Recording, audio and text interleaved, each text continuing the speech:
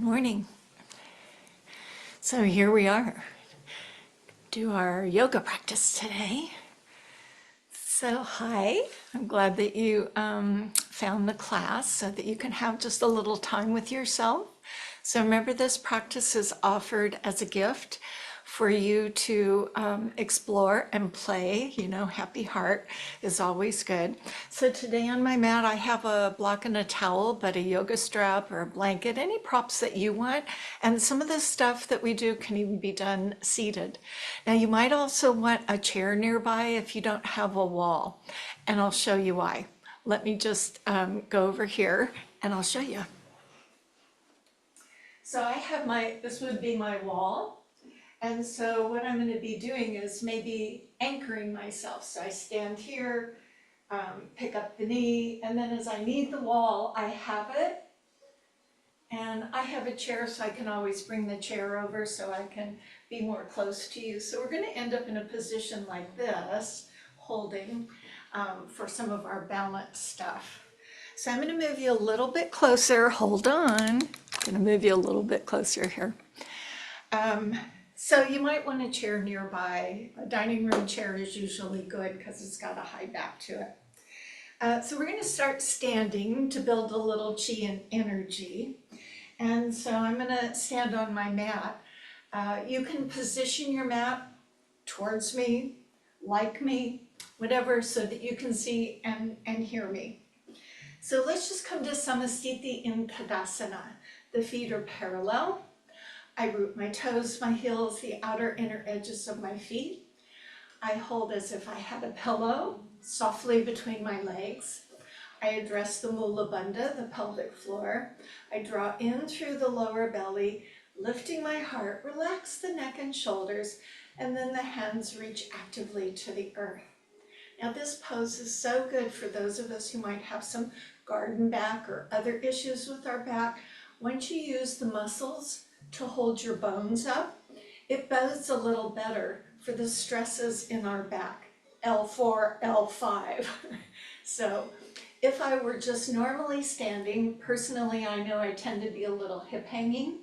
So when I zip my zipper and kind of inauthentically push my tush back. So find how this lends support to maybe those sticky parts. And you can keep your eyes opened or lowered or closed. And this is where you just breathe the breath in and out. And maybe your nasal passages are available and maybe they're not. And just take in the moment, distractions and all. You know, there's the leaf blowers and people perhaps around making noises. So just put that off to the side and pay attention to yourself. Nothing we do today should hurt, might challenge you or feel a little uncomfortable, and you can always wait. Anything that I would suggest. So feel the breath, expand the body, contract the body. Mindfully tightening through the lower belly.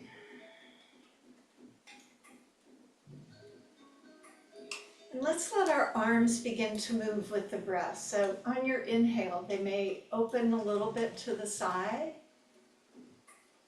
And exhale, they fall back down. Go ahead and move with your own breath. We don't have to do this at the same time.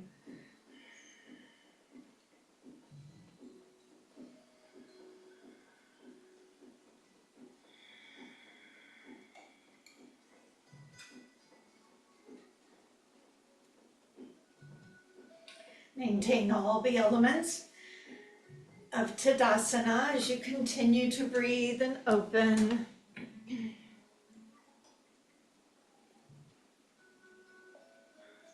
We all get the fluids moving around in our body in the morning, right? So next time the arms come up to the side, bring them up no higher than shoulder level and pause here. So feel the fingertips reaching outward, the shoulders drawing downward. Notice if your body is trying to go back to its normal position. Lift to the sky, root to the earth. And then turning the palms up as shoulders allow, the arms will reach overhead, the extended Tadasana.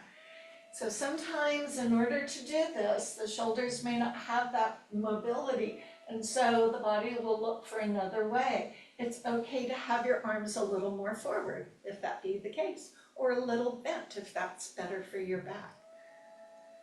So as I always say, you be you. On the exhale, soften the knees, bring the hands down and behind. So you're going to grab or lace those fingers. And now as you root into the earth, reestablish Tadasana, let the hands straighten behind you, artificially moving those shoulders back, and then notice if the hands can come up off your backside. And now breathe into the front of your shoulders. Expandorama. As you release and return to mountain pose, that does feel more open, don't you think? So we're going to work a bit with our hamstrings. Let's give them a little warm up by my feet stepping out. My hands going to my backside in a non-weird way. And then I'm going to slide forward. And what I want to feel with my hands right here below my buttocks is as I lead my heart forward, I'll feel the muscles right below my glutes, those hamstrings kind of draw in to keep me from falling forward. Zipping my zipper, then go ahead and slide the hands over your thighs and no further down than above the knees. So we lead with our heart, not with our head. Okay, I feel those muscles engaging, and then I lean forward because there is a tendency to shift into the heels, pushing the hips back. You want to lean out and recruit a little more from your abdominal wall. Shoulders are down, heart is lifted. That means the elbows should be able to straighten, just saying. Maybe turn your head from side to side, see how the neck is feeling. We know this pose, it's the bookshelf pose. Then I'll nod the chin, bend the knees, roll myself up, extend the arms, be careful with blood pressure. And then as I step my feet back into Tadasana, bring the hands to my heart. Here's where I cultivate my attitude of gratitude. So I'm so glad that you're here this morning or this afternoon if you're visiting the recording. And then we're going to do a body rotation and twist. Its full body is very lovely. So both knees will bend and one hand comes to each corresponding thigh, very much like we were. What will happen is, and of course you're facing me, so this is your left hand, this is your left leg. Your left leg will straighten, your left arm will open, your right shoulder will drop, your left shoulder goes back. So from the profile, I went like this. So you see one leg straightened and one leg bent. My back has support, and that feels all the way through your hips, your backs, your shoulders. Only go as far as you feel comfortable with.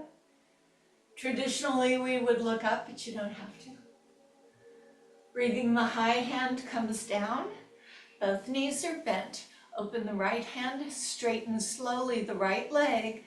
Bottom shoulder drops forward, top shoulder opens back. Just see what this offers you. And it may be different on one side because, well, it is. Bringing the high hand back down. Let's do that one more time just so we know we were getting all that we could. Feel free to go down a little lower as you drop that shoulder. Maybe bend a little more if you'd like to. Find your breath. Slowly return to center. Again, both of my knees are bent. Now as my right arm goes up, my right leg straightens, my left shoulder drops.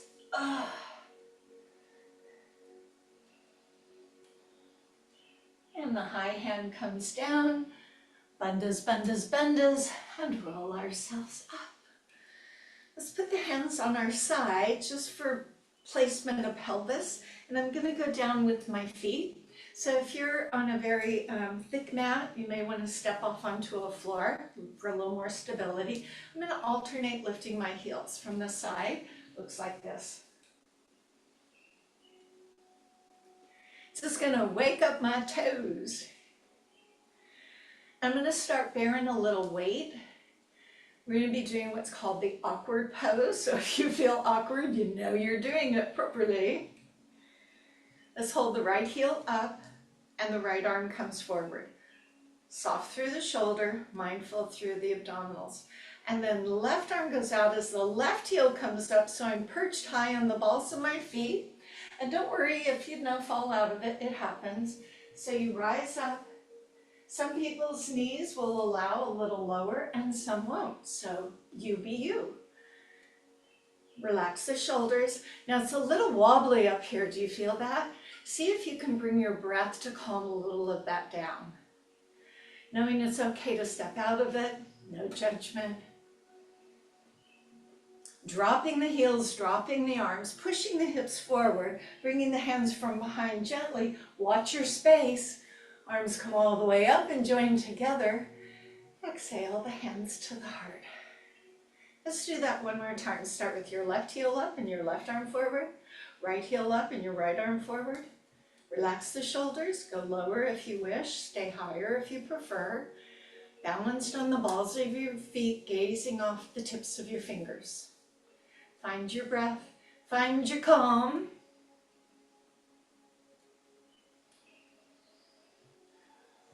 Drop the hands, body weave, hips forward, arms again come from behind and return to our heart.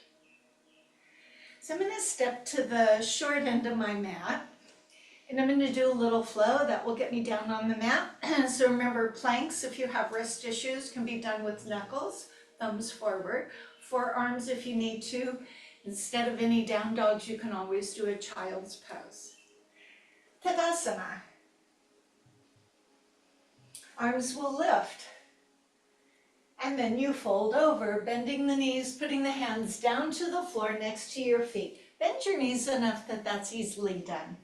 Shake your head a big yes, I've got that. Drop the hips and lift the chest. Let's take your right foot and step it back, sliding back. Now here's where some people who have blocks can put their hands on blocks and it feels better for them. I'm not using my block today, so I'm just going to stay here. I'm feeling the weight of my hips, open the front side of the back leg, chest is lifted. So if I had my chair nearby, I could also put my hands on the chair. So use your props as they work for you.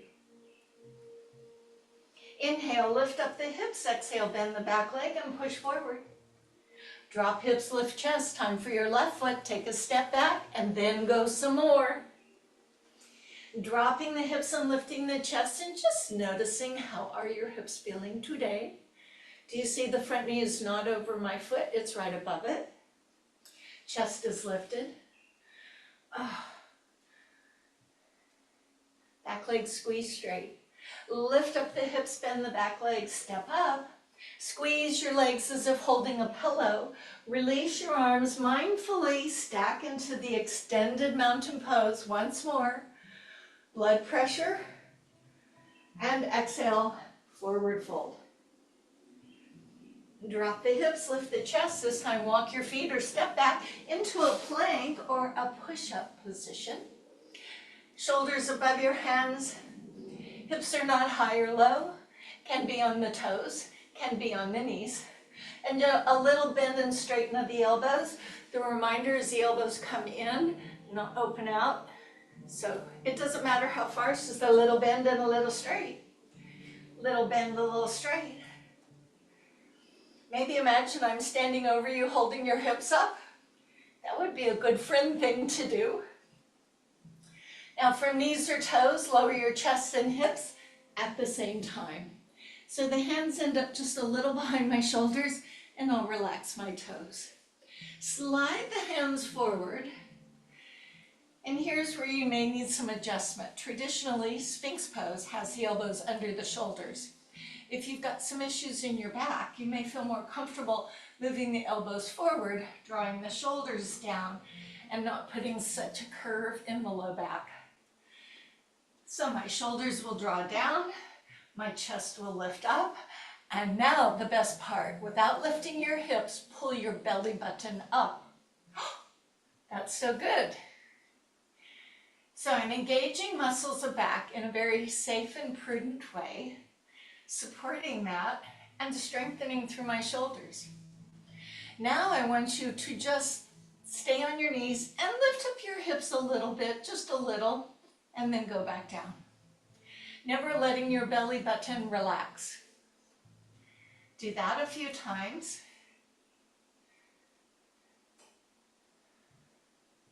Now, if you want it a little more, though I'd prefer you stay on your toes down, you can turn the toes under, and when you lift up, you can move to that low plank. You could do that. I'm not saying you should. Check your breath.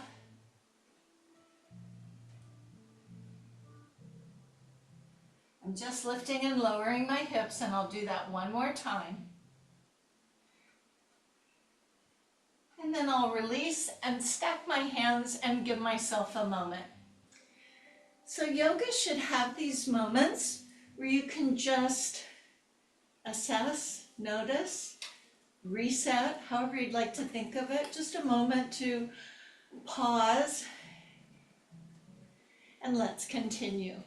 Sliding the hands back, not under the shoulders, but a little behind. The elbows are in and the shoulders are down. I'm going to leave my toes under, but you could do them any way that you want. I'm going to just lift the hip bones, and then lift up my chest, and then push up. So I'm on my thighs and my hands, not my knees really. Now that may not have been so easy, so should we practice a bit? Elbows in and lower myself back down. Might help to think of squeezing a pillow between the upper thighs. So my hips come up a little bit. My shoulders are down, my elbows are in. I keep the hips up and I work to push up. And we'll do this one more time. Chest and hips lower, keep your head up. Land softly. And this time let's turn the toes over if they're not already.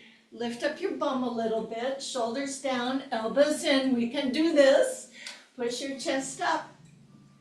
And then I'm going to keep my toes under as I push back, modified child's pose. So I like those bendy toes. I'm moving slowly because that's just how I roll. Arms are extended. Your head may or may not touch your mat.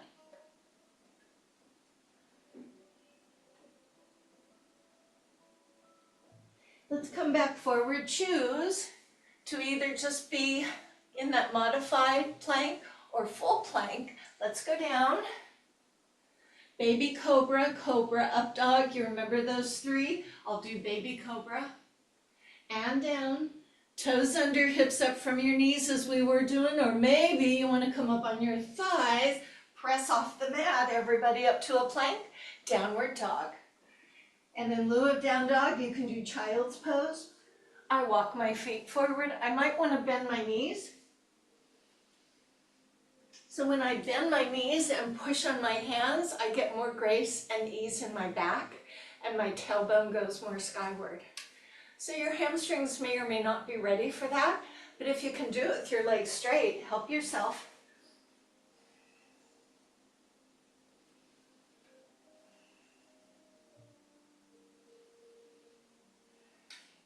Maybe walk your dog so that one knee bends and the other heel lifts.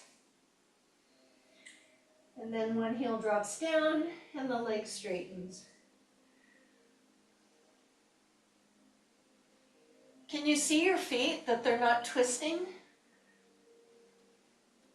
Both heels go up, bend the knees, sit back, look forward. On your own terms, you walk, you step, or you jump to the front of the mat. Put your hands on your thighs. Keep the knees bent. Slowly lift the chest until your elbows straighten as we set to chair pose. There's my pillow between my legs, imaginary. There's my arms in front, making it better for my back. Here's a little higher chair, better for my knees. Arms can rise if that doesn't bother either your shoulders or your back. Be a chair. Find your breath. Bandhas and breath.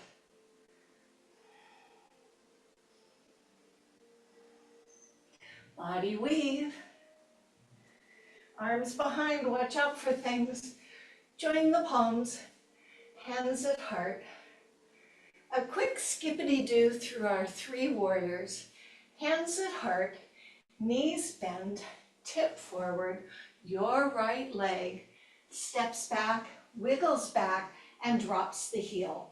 So front knee bent, back leg straight, and that back toe is pointing on the diagonal. And if you're not leaning forward, you're doing yourself a disservice. So this helps you get good distance. It also helps you get your balance. Hands at your heart, lift your chest. Now, depending on where your mat is placed, you may be turning your back to me, but it's okay. You can watch first, do second. Both arms extend forward. We know this is Virabhadrasana 1. My chest and my hips face the front bent knee, shoulders are down. Now I'm going to turn and face the other end of my mat to do Warrior 2. So as you turn to the long end of the mat, turn that front leg toe on the diagonal, turn the back leg now to face the short end, bend the knee, palms are down, gaze over what would now be your right leg. So now you're flipped. Now you may be looking back over your hand if that's where your device is, but turn your head and look forward. Virabhadrasana 2. Now to Warrior 3. I pivot on the foot behind me. I put both hands by my side. I step forward on that front leg and tap the back toe. Then as it works out, I lift up the back leg and lower my chest, and there's my Warrior 3, arms by my side. Breathing. Standing knee bends, drop back. I'm in Warrior 1. My hips are forward, chest forward, my arms extend. Now if you're not facing me, I'm at the beginning of the series of the 3 warriors. Now my right leg is in front. As I turn toward the long end of my mat, that bent knee now turns in, so I'm a bit turned in. My left leg turns forward. I bend the front knee. I turn my palms down. I've returned to Virabhadrasana 2. Back leg straight, the angle of the toe. Look toward the front hand. This is where we began. Find your breath. And then on to the Warrior 3. So that back heel lifts, both arms go forward, arms come by your side. Lean into the front leg, tap the back toe, keep your chest up. Now you can think of just, I wish I could lift the foot, or you may lift the foot and lower the torso to come to your Warrior 3, letter T. And breathe. One more time, bend the front knee, step back with the back leg, hips, chest forward, Virabhadrasana 1. Relax your shoulders. Open to the long end of the mat.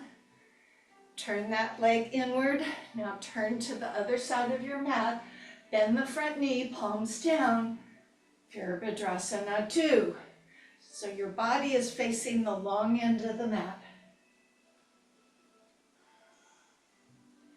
Pivot on the back foot, heel comes up, arms come by your side, crescent pose to Warrior 3. Step up, tap the toe, consider lifting, consider tipping.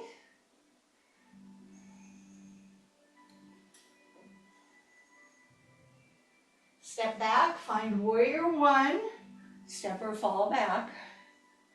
Chest and hips forward, front knee bent, roll on pinky toe.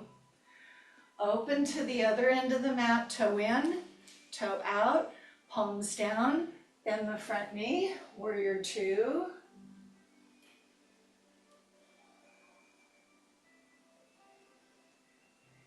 Back leg, lift the heel, pivot on the ball of the foot. Place hands alongside. You're going to make a letter T. Tip forward, tighten your bum. Consider lifting the leg or consider lowering the torso and lifting the leg. Don't worry if you step out of it, it happens. This time, step the back foot forward, stay at the short end of the mat, come up to Tadasana. Ta-da. Okay, I am going to grab a block, but you might want that chair that I mentioned. While we're getting our props, I'll explain. We're going to do a little hip and hamstring opening before we move into that twist thing I showed you earlier. So I have my block here. You may or may not need it. If you have a chair, you want to put the chair seat so it's available. And you could be at the short end or the long end, whatever your space allows. So let me just give you a visual preview and then you'll know how to position. So what will happen is you'll stand on one leg, lift the other leg up. It's kind of our ta-da. Then as I cross that extended leg over, now where you cross is up to you, depending on your knees. You may have your knees not cross, or you may be able to cross. So make it comfortable, legs ought to be straight. And as you cross, both arms will go overhead, but yes. Then we go to Uttanasana. So I lead with my heart going forward. Now here's where my chair seat might be. So I could put my hands on the chair seat and then bend my elbows so my face moves more toward the chair. But if you think you can go further and your back is okay, then you can come to where the block would be. And remember, the block has 3 positions. And if you don't have a block, you can always put your hands on your legs. Ultimately, you might want to put your hands on the floor. That's a big pull for the back of the leg that's behind you. So you're in this position. Then when you come up, you're going to stand back up, open and make the ta-da, and back to mountain to do the other side. That's it. So we'll alternate sides. It will be good for our hips, and it'll also help us open up some more in the hamstring. When I'm doing my forward fold, I'm not rounding. I am hinging. And if I were, and I'm not able to, if you were able to lay your body down on your thighs, that's where you would need to go. All right, so if you have whatever you might think you want in front, block can be in front of you, chair can be in front of you, can be at any end of the mat. Come to Tadasana, find your breath, your support structure. Stand on your left foot, open your right leg, see if you can hold it off, open your arms, think ta-da. As I cross that right leg over my left leg, squeezing the legs together, raising the arms overhead, going to forward fold. So leaning out, honoring my back. If I need to support my back right away, my hands will go to the thigh, then the heart will continue, or hands on the seat of the chair, or hands on the block, letting the heart lead the way.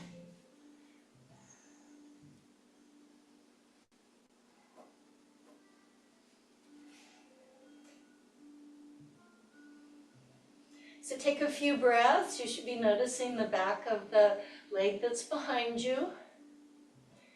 Now squeeze those legs together. You can use whatever you want to support you. I'm going to release and engage my core, and as my arms go out, my right leg will open. Here I am, ta-da! And close the posture. Other side. Open, left leg. Lift it if you can. Find your moment of balance. This is our prep work. As that left leg crosses over, squeezing both legs, the arms will rise up. And then hinging forward to Uttanasana. Lead with the heart, not with the head. That should be a big pull in the back of the legs. Lean more towards your toes. There is no judgment. This is just for you.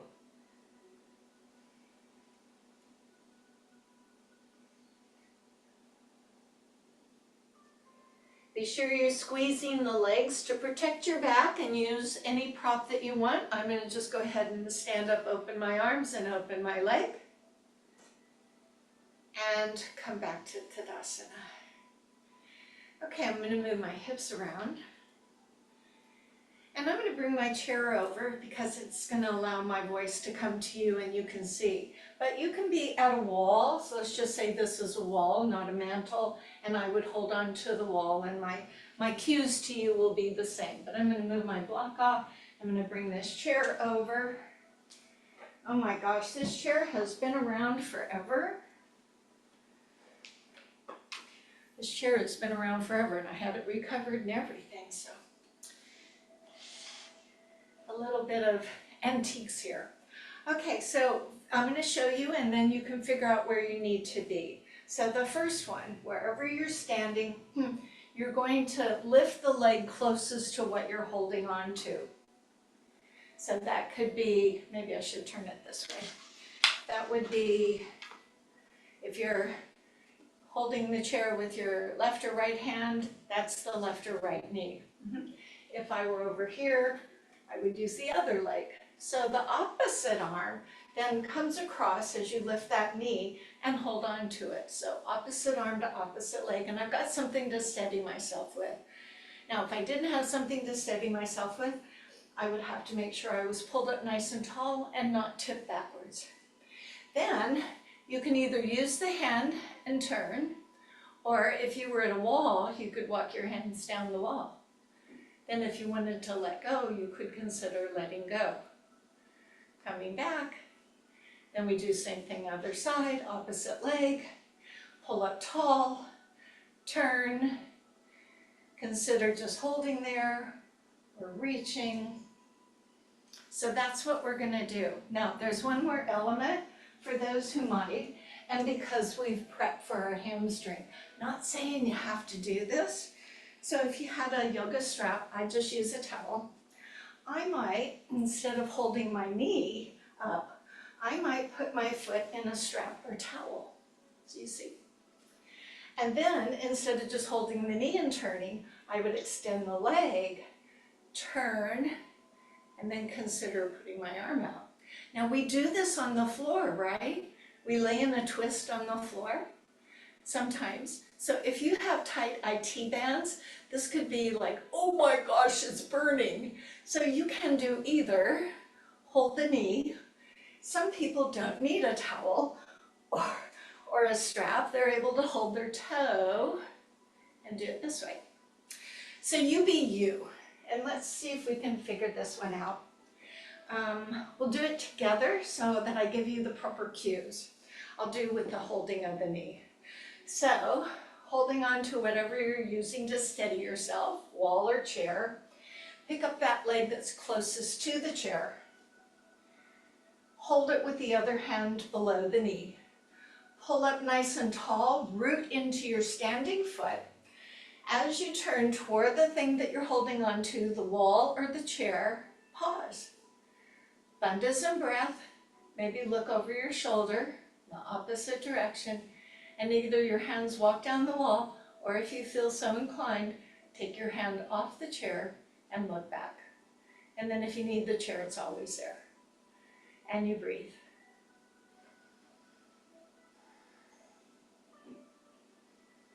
Okay, come back, mindfully come out, just like you mindfully went in, and then set up for the other side.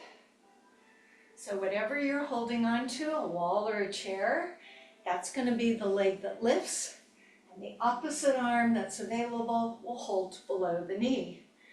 Pulling up, rooting down, breathing. Slowly turn toward that wall or chair, and either continue to hold the chair as you find that balance, or be a little playful by taking the hand off, or consider reaching back. So really it's the eyes that are going to make it really chaotic. The more you stare or focus, the more stability you may find.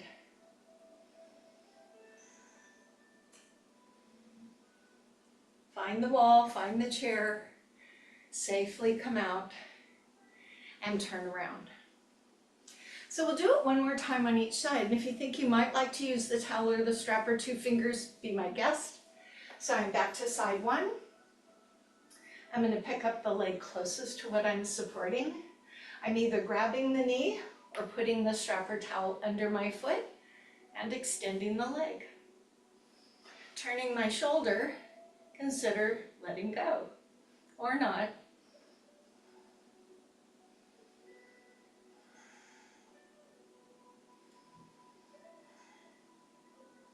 Go ahead, find that chair, safely come out, and we do the other side. How's it going? So wall, chair, pick up the knee, hold, take the strap or towel under your foot, extend the leg if that's going to happen, turn the body, look, hold on to the chair, or consider letting go, and breathing.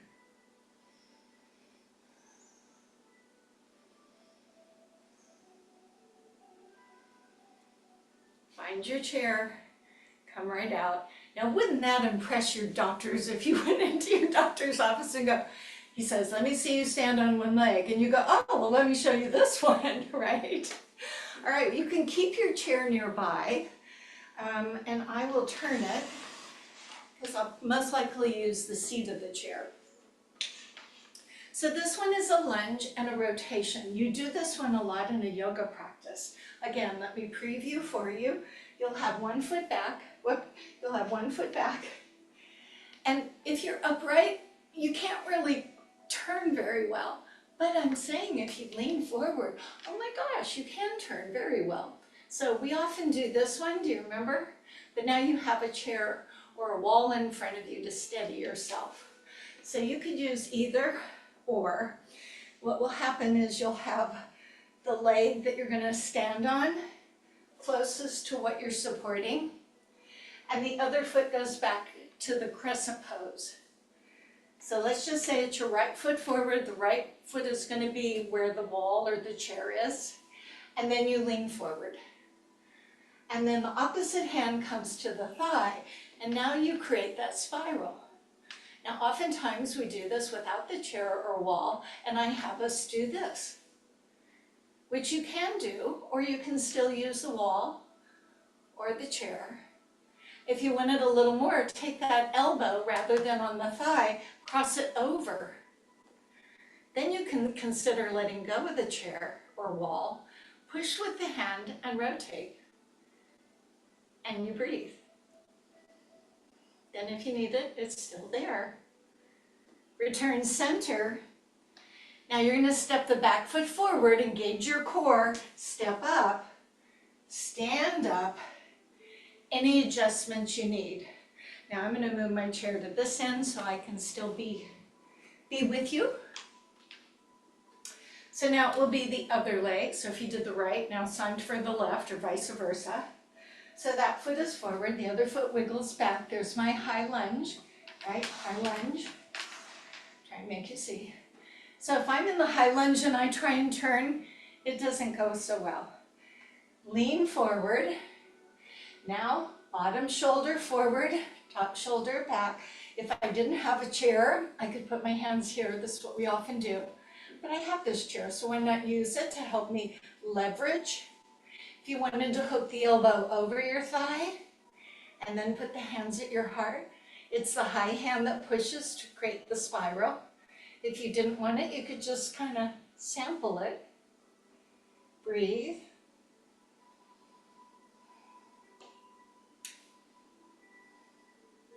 As you return center, stay forward, engage your core. I'm going to ask you to step the back foot up and stand like a mountain. Well, it's time for us to come to the floor, but before you do so, you can either stay with your feet facing toward the wall, or you can put your chair at the mat so that you can elevate your feet on it. We'll use it in a little bit.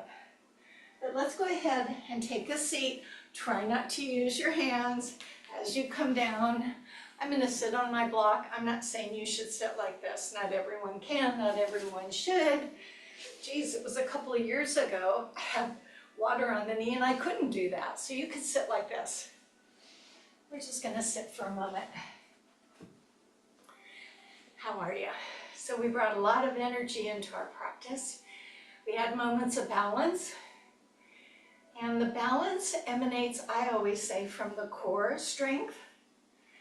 However, it is your eyes and your ears and your feet that give you the proprioception of where you are in space. So for those of us that get on ships and we're going like this, that disturbs our vestibular. We can't figure out where ground is, and then we don't feel so good. It's a brain thing.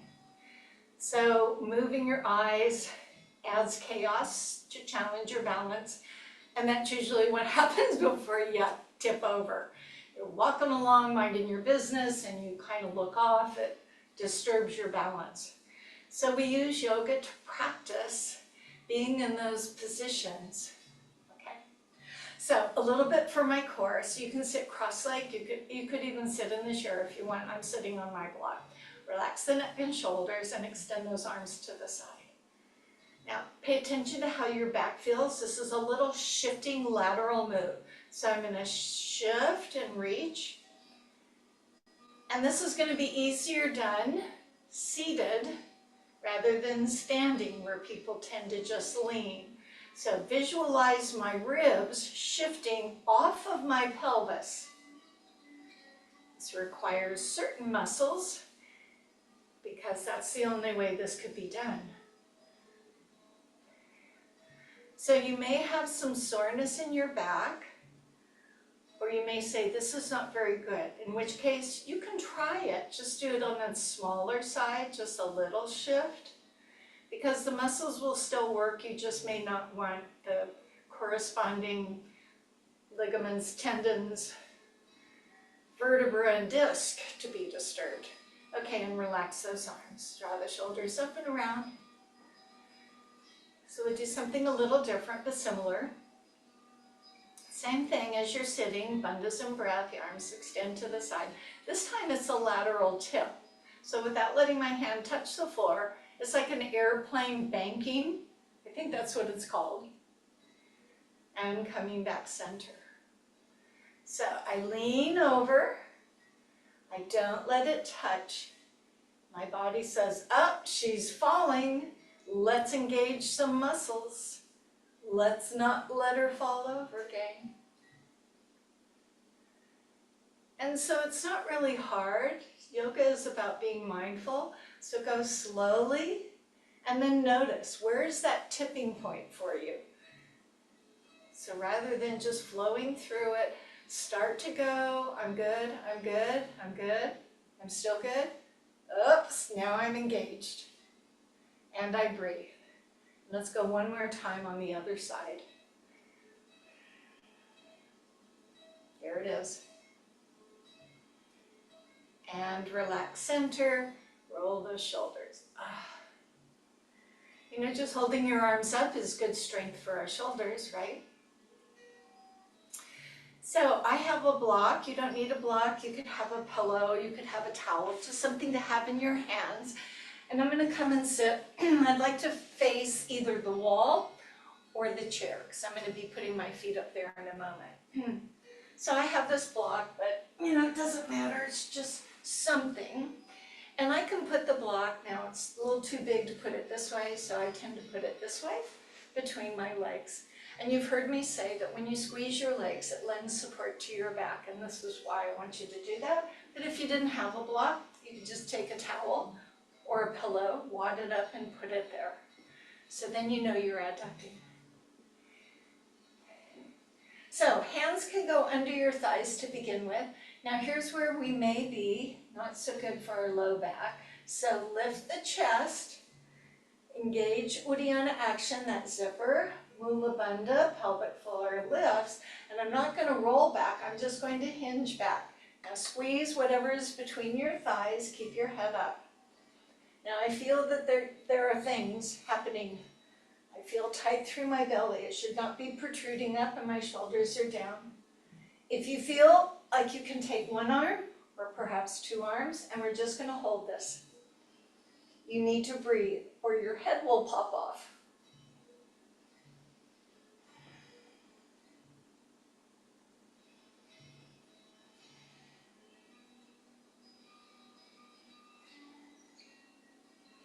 Now my hands are going to come down to the floor, lending support to my back, and I will straighten up. Now if you don't like to be on the hands, you can be on your knuckles and then straighten up.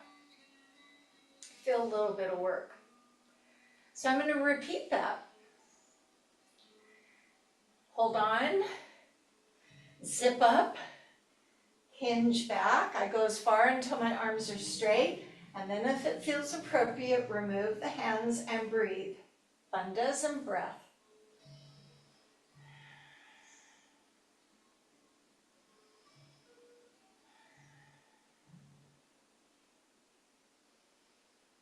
One more breath, one more breath. Find the floor. Straighten yourself up. Ooh, a little relaxation. So 2 more. Now this one has a variation that you can opt into or out of. I'll turn and face you. So you see I have my block. I'll lean back like we did. Now if you feel you can, I'm going to take one hand over to the other hand. So I'm asymmetrical. Then when I come back and take my rest, I'll set up and I'll do the other side. So there's no movement. These are isometric contractions for the core muscles. So that breathing is really important, and it can be quite challenging. If you find the rotation not to your taste, you can just do what we've been doing. Just 2 more. Zip up, bandhas. Think of all those things all the way through. If you can, remove 1 or 2 arms. Reaching over if you need that extra support with one hand. You've got one hand across, or you've got both hands out here.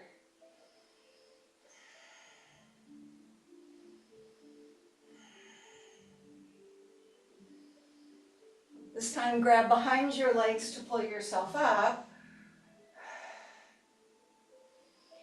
Now, feeling your back isn't always a negative. Sometimes using those muscles and feeling them means you're using those muscles. Just like, biceps, they get sore. All right, other side. Squeeze, zip, breathe, hinge. If you want to do one hand and reach across, or 2 hands up.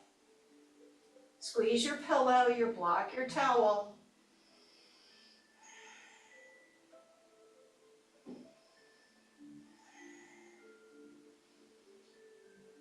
Return center. You can remove what's between your legs and pull yourself up. Hands go behind anyway. Straighten out the legs. Lift up your chest. Oh.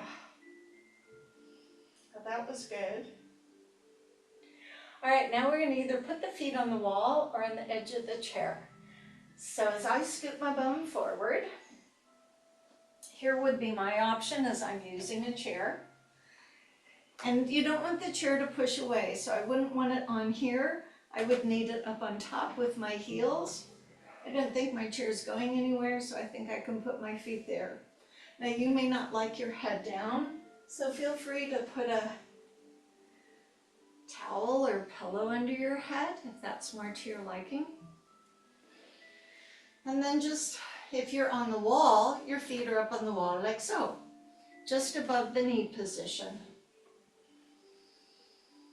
So ascertain what is touching the floor, what is on your mat. Well, the back of your neck, not likely. Shoulders, maybe. Upper torso, yes. What about the low back? It kind of feels like I have that natural curve. However, I want to tighten my abdominal wall, not squeeze my buttocks and press my back down. So what does that mean? That means I can tighten my belly without affecting the change of my pelvis. So you can think of it a variety of ways, drawing your navel towards your spine, but not pressing the spine down, as that will change other things in your body. So just zip that zipper, Mula Bandha, squeeze your bum, but nothing is tipping. Now press into the feet, and if it bothers your back too much, you use your arms for more support and elevate your hips. Now depending on the size of your chair and the comfort of your neck, see, I can still lift my head. I've got my hips up. And if that was a little bit much, you could take your towel or pillow, put it under your shoulders, and that will give you a little more space for your neck, or a yoga blanket. So everybody is bottoms up, as I like to say. I'm gonna come down but not rest. I'm just gonna lower until I touch, then I'm gonna go back up. I call them touch and goes. So I touch and I go, and I touch and I go. This should not hurt, but it should be a bit of a challenge.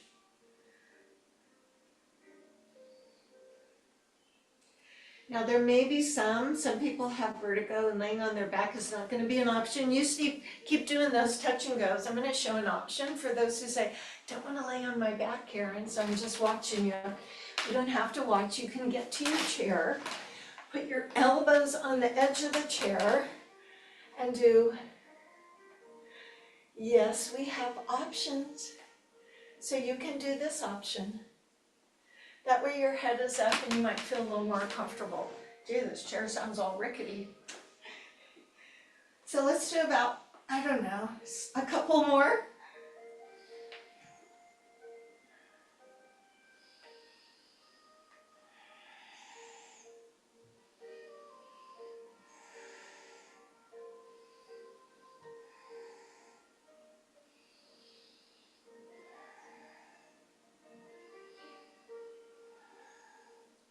Go ahead and come down. Now you can leave one leg either straight up on the wall or rested on the chair. You're going to bring the other knee into your chest and you're going to let it come across you. So as it comes across, even if your foot is up on the wall, let's just say that's the wall, it's just going to come across a little bit. Switch legs, put your other foot up the wall or on the chair, knee in. Now if you're not laying on your back, you're sitting in the chair, you're pulling one knee in and pulling it across, same thing.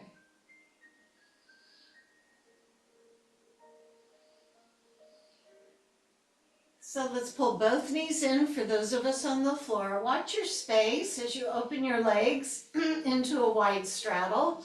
For those who are sitting in the chair, not laying on the back, you're going to come back down on your mat and sit in a straddle. So you're either here or on your back doing the same thing. Fun for everybody. Opening the adductors. So this group of muscles is from the knee to the pelvis, and they can restrict your ability to walk and move, because how often do you ever sit down and stretch your inner thighs?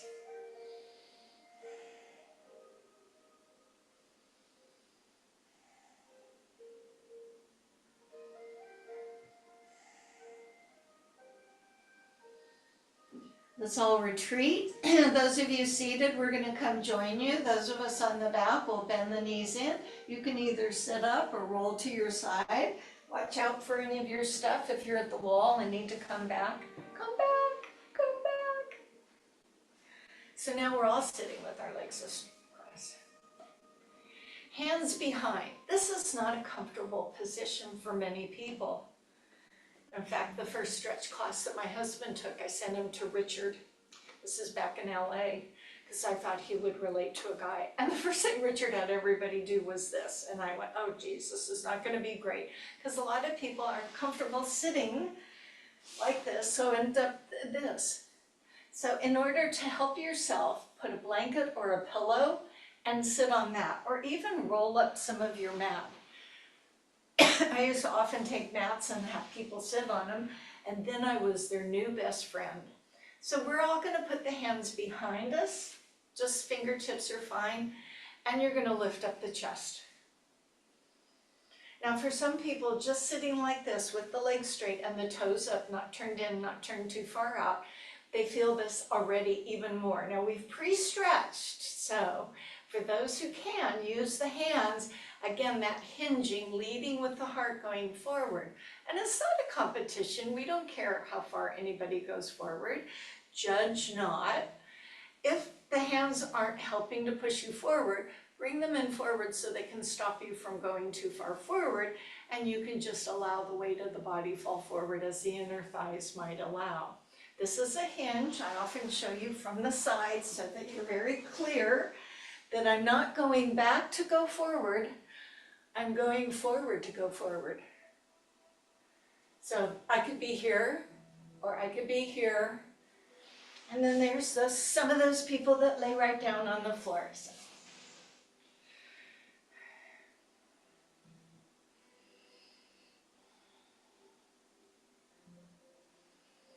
Tighten through your belly and rise all the way up. Now, a few weeks ago, I gave you an exercise that helps work into your glutes. In fact, I showed it to my doctor last week and he goes, that's a good one. So let me get you there again. Go ahead, put your hands under your knees, rock back, then you can take the tension off those inner thighs. So the line up, and I'll pull up my pant legs just so you can see where things are, is to sit with one leg parallel perhaps to the end or the side of your mat, so that you're making a right angle. I have my foot, I have my shin parallel with the side of the mat and my knee. Then I have the other knee come up around where the heel of that foot is, and my shin goes down the edge of the mat.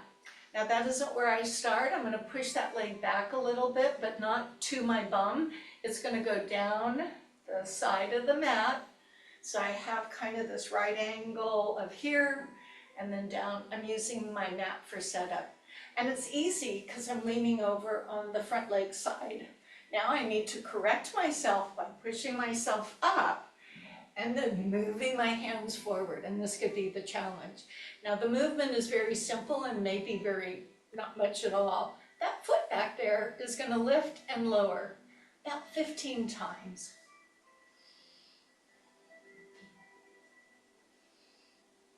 And there's where it is, right there. You can feel it.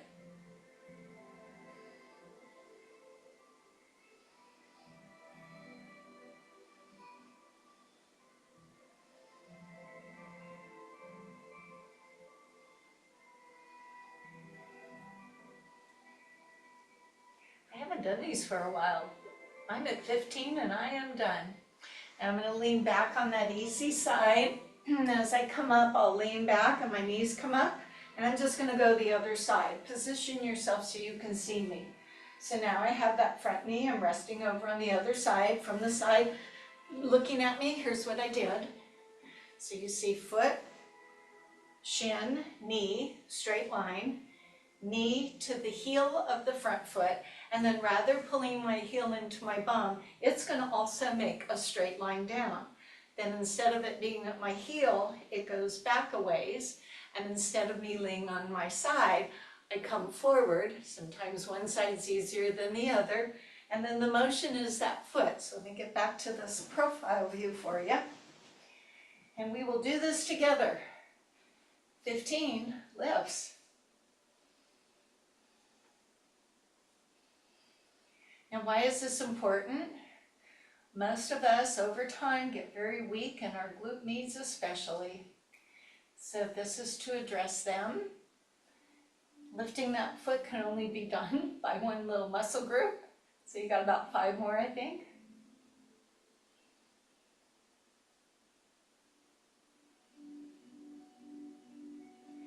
And lean over.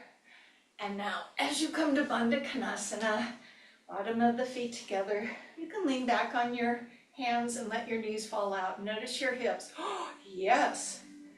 I use them. You see I'm wiggling around, just making it a little gentle. So an easy stretch for our hips, and you're always welcome to lay on your back and do the pretzel pose. So for those of you who don't want to do the seated, you can come here and do this, or you can sit in the chair and do this, or you can be with me and set one knee down and put the other foot in front. So it's not crossed under, it's not Sukhasana. The leg that's in front, that foot is in front of this knee. I can sit on a pillow or a blanket to make that upright. And remember how we hinge forward, so I go forward. So for some people, that's not enough. This may be enough for you. This may be all you need. And if you need it a little more, take a blanket, walk, put it under that front foot. So now I've elevated the leg, lifted my chest, hinge forward. There she is. And don't be surprised if you feel it in the other side. Some people are so tight that when they go forward, this leg is also feeling it. So maybe until you have the mobility of this, you want to lay on your back or you sit in the chair. I think I need this. This is about you with your hip of whichever leg is in front. So if you're laying on the back, it's the bent knee. If you're sitting up in the chair, it's the crossed ankle on the knee. Well, that's good. Let's switch to the other side, and you may find that doing the other side doesn't need or does need. So again, I'm not crossed under here. I've got that front leg forward of the back knee, and my back foot is not under my leg. Sit myself up nice and tall, and I hinge forward. And if I feel like I'm going so far forward, I don't have to. I can work on the other side of the equation, and that's to elevate the foot. Ah, there she is. So you're looking for this region. Sometimes little subtle things is all you need to do. So the chair option, for those who perhaps wanted that, this, and this. Yeah. So there's lots of ways to get there. There isn't a right way. There's just the one for you today.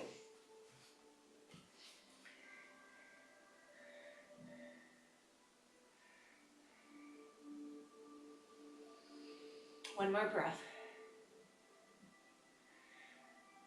And as I release, if you're in the chair, come back down, try not to use your hands, and we're all gonna sit together with our knees bent and our feet out in front of us. And you can rest any way you want on your palms or your knuckles. This is where I drop my knees side to side. Do you remember this one? It's kind of like a myofascial release. I'm rolling my bones. I don't feel it as much on carpeted floor as I do on solid surfaces. Now for some, this is a nice feeling for the hips, the back, or the shoulders, or you may need to be a little more ginger, a little more gentle, a little slower. Basically, I want you to just notice that you should be a little better to go out and do things with your body today. And then sit yourself comfortably. We'll just finish up with a little bit for the neck. I'm choosing to sit back on my block. You can be in the chair or you could just sit Sukhasana. So I'm going to look to the side, then I'll look down to the floor, then I'll look down to my belly, then I'll put my head back up to do the other side. So look to the side, look down to the floor, look down to your belly, always a reminder, and come back up. Let's do that one more time. Stay nice and tall, just rotate, then bow, then nod, and then reset. Other side last time. Turn, breathe and nod to your chest, and nice and tall. Let's take the arms out to the side with the elbows bent. Left arm comes down, right arm goes over. You're going to see if you can cross at the elbows. Some can, some can't. So you may want to end up crossing more at your forearms. If you cross at the elbows, you may also be the person that can put the palms together. Now I'm going to show you an awareness thing that I wasn't aware of until I was. Can you see what looks like the right shoulder to you? It's my left shoulder. You see it's elevated? That's because I know I have muscle weakness on that side, so I always have to be extra aware and pull that shoulder down. That may be nothing that affects you. I'm just bringing the awareness that when you're in with your arms crossed, even if it's here, you don't want one shoulder higher than the other. Happens for a variety of reasons. Now, wherever you're seated, you're going to hinge or lean forward, and I want you to feel broadening between your shoulder blades. Big breath.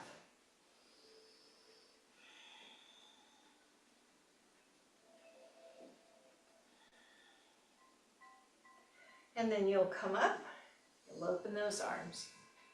So we do the other side. So now my right arm as it looks to you and my left arm goes over, and I maybe cross at the elbows and maybe the back of the hands, or maybe I wrap the hands, or maybe the forearms, so wherever you are. And then ascertain, see this one, it just goes right. So I always have to be mindful. You know, part of it is you strengthen one side because you're holding a purse, and then maybe your shoulders stay like that, or maybe there's some things in your spine, some curvature in the spine. Once you have your set up and you know your shoulders are even, bandhas and breath, hinge forward and breathe. So by going forward, I'm actually rounding and stretching between my shoulder blades.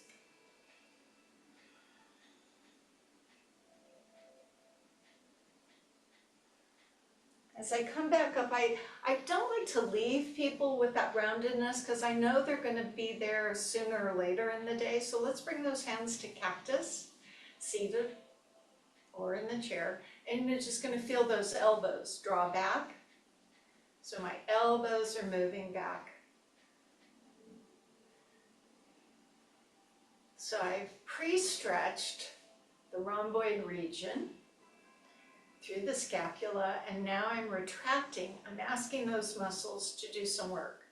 These are my posture muscles. Breathing.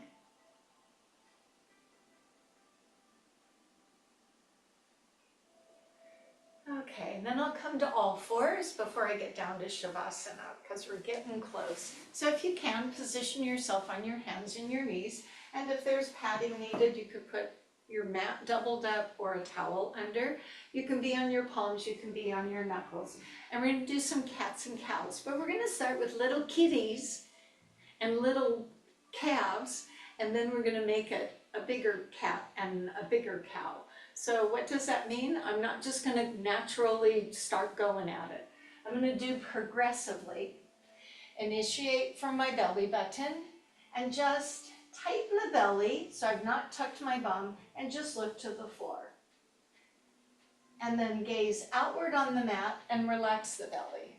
So it's just belly and look forward. So it's just right here. If I had my hand here, you'd see my belly goes up as I look down. My belly goes down as I look out. So really small, just the kitty and the calf. Do you see how the breath supports that? When you squeeze your belly really tight, pushing the air out, breathing and letting the air come in.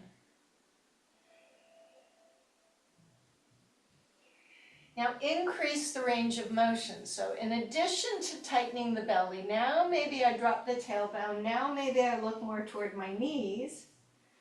Now as I release and go the other way, I look a little bit forward. I'm not big on looking up. So just do a little bit more.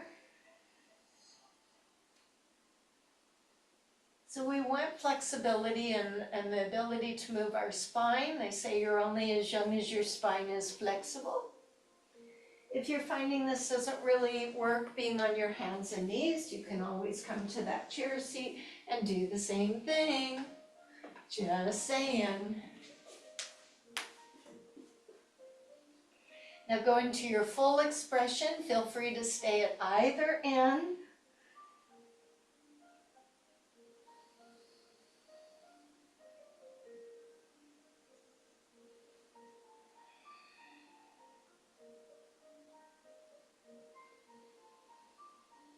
Now, if you've been told not to do this, that doesn't mean you can't do that very small one of the kitty and the calf.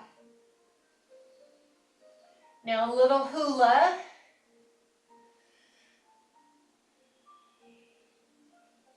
A few in each direction. And before we set up in Shavasana, I'd like for us to go to child's pose. So I've parted my knees a little bit, brought my feet together. Have some options for the arms. They can be extended, they can be tucked back, they can be under your forehead, and I'm going to do the prayer so that my elbows are forward, my head is down, and my hands are behind. So you come to a child's pose of your own making.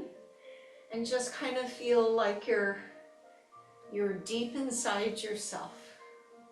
You can maybe hear your breathing. You can sense your body.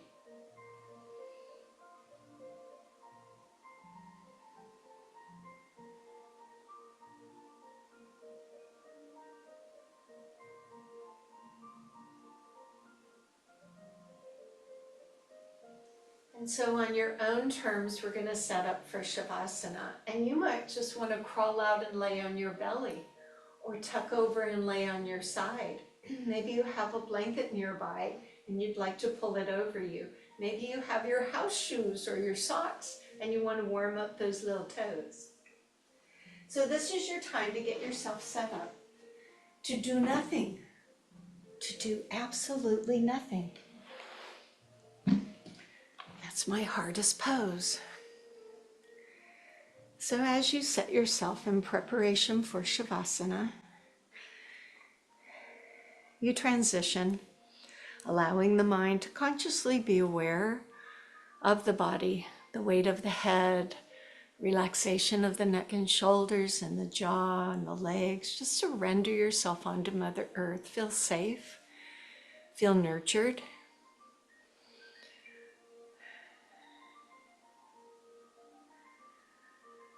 And then notice the breath perhaps slowing. Take in all the sensations, maybe the cooler breath.